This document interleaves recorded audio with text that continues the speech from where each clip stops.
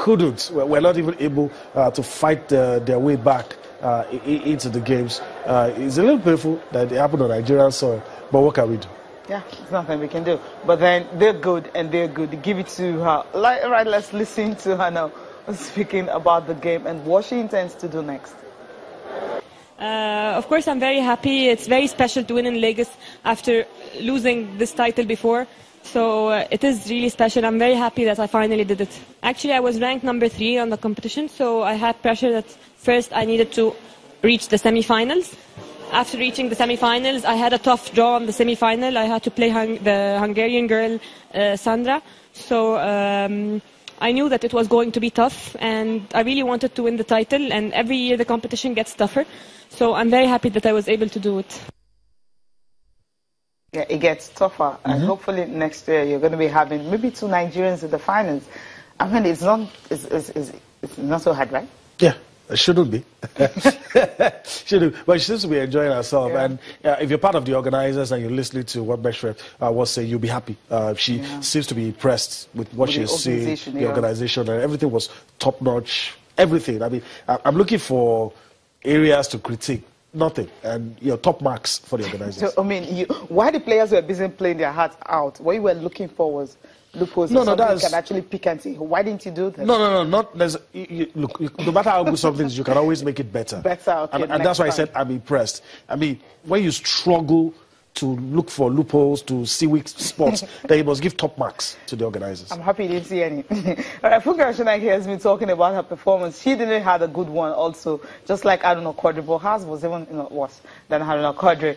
And she feels that there are things we actually really need to do concerning coaching, which she isn't really happy about. But then when she talked about being under pressure, playing at home, she's not used to crowd out like, come on, you're a professional. But let's hear from her. Yeah, speaking about her performance. I played woefully. I allow all the situation in Nigeria to get to me. I'm not actually used to a lot of crowd. Unfortunately for me, when I was playing, Haruna was playing. So we have a lot of crowd for Haruna. And this thing they call Vusila, because I was very, very close to them. I'm so sorry. I think I'm more German now than Nigeria. So instead of me concentrating, I couldn't hear the sound of the ball, so I couldn't actually play well. And apart from that, a lot of things were going on to my head, the treatment, the way Nigerians, they were treating me. I'm not really so impressed. I'm not actually so happy. We were struggling because they're not doing the right thing. They need to train. We need to have 2, 3, or 4 coaches. And all the other stuff, we have to start from grassroots.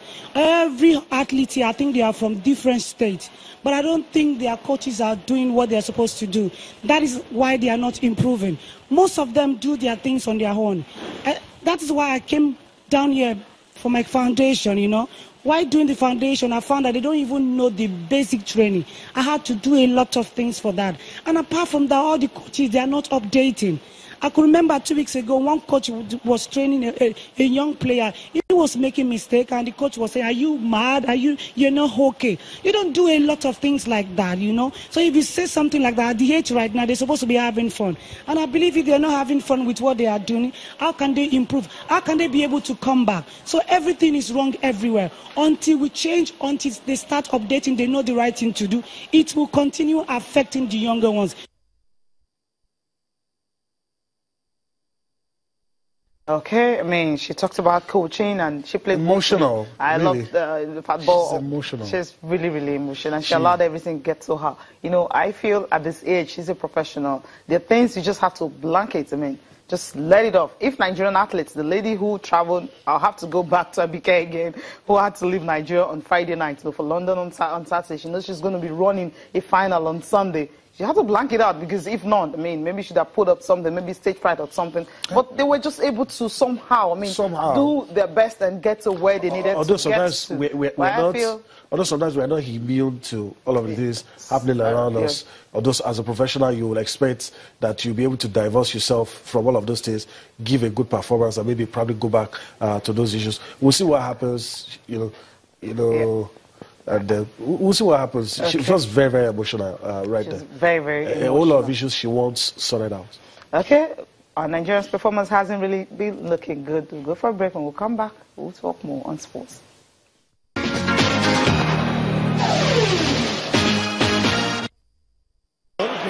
the second one between Assar and Gandhi Statak. Yeah, I think he's gone up 5-2. He won't really be too disappointed with himself because he said he has never gotten to this level before. As for him to have gotten to this, stayed true against Bode, but if you look at the whole thing, he's done pretty well in this tournament, and I'm sure that he has learned a lot. Right. Good defense by Gandhi. Well, he's been the picking best, up that point. He's been the best tournament. We have our governor here. He's come to see it. So this is a big tournament.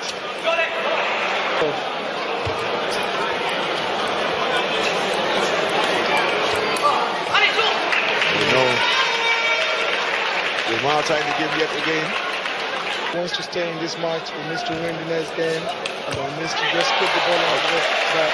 Very crucial on there. That's why he was unable to get it back. Again, it's one of the things that he can do very well. Play on the another table. push up on there, picked up by Omar to make it a 2-point lead. It's a 2-point lead. 7-7 now. I think at this point in time we can commend the extremely beautiful and very professional work of the officials of the ITTF. Omar Assar is actually serving 10-8. It's even double the problems. 10-8 is the game point. And that is it. And that is it. Omar Assar is back victorious yet again in Lagos. The most successful player in the history of this championship. That is back to take the title, and he has taken it up top.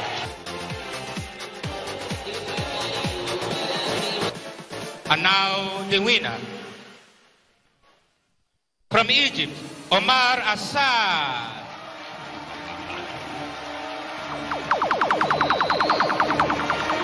He wins the trophy and a cash prize of $5,000 US.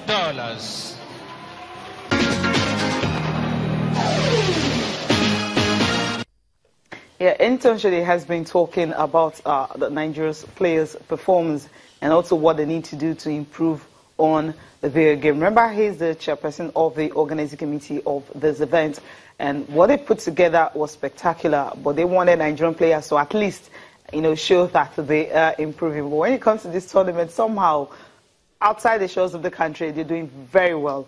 But in here, it's always hard. Why? Listen to him now. Aruna is a guy who copes with pressure. You don't get to the quarterfinal of the Olympics without getting, without being a strong character. But, playing at home, the pressure is different. They love him here. Everybody loves him here, and the crowds, the finals today was packed, but if Aruna had been in the finals, this hall would have been jam-packed. But you must give it to Bode Abiodun. Fantastic performance. He's played probably the match of his life against the teammate. He knows a lot of Aruna's secrets, and it showed on the day. But we must commend Bode in saying that Aruna played well, but Bode was just a much better player on the day. Now we have to look at it. He has to be able to cope with that kind of pressure playing at home. But he moves on. He leaves again, I think, tomorrow morning straight to Bulgaria for the Bulgarian Open. With the absence of Ofyong, that's one of our power players, somebody who is a real big tournament player. That was very sad. Funke Oshonaike played okay, but didn't live up to her full potential. And the younger players, it's still not good enough. We have to say that. But we don't have as many girls playing as boys. The choices are less. For cultural reasons, for traditional reasons, a lot of the girls are still not playing enough table tennis. But we have the talent. That, I keep on telling people, Esther Oriba-Miche going to the Youth Olympics, to go and qualify in North Africa for the Youth Olympics, that's a fantastic performance. But then we need to translate that now to the senior level to challenge Egypt. You've seen Egypt, fantastic players across the board, and there are loads of them as well. So we have to be doing exactly the same things they're doing, working hard and challenging them. But, I'm quietly confident the new board, Engineer Tikon, is a table tennis man. He understands the game. He understands what he needs to do. And there's support from all the members. And I think sooner or later we'll get there. But I'm hoping the African Championships next year, I think it's in April in Kenya, we have to challenge Egypt again for the title. All right, coming from Intonshede, so the players, they know what they need to do. Chinasea is here. It's a Monday. Chinasea, boy, welcome to the program. Good morning, Cecilia. Good to have you. How was your weekend? Yeah, it was fantastic, right? Yes, it was really, fantastic. Yeah, it was. Okay. A lot of sporting events. Now, Benin Republic. Yeah, that was kind of sore taste in our mouths, but,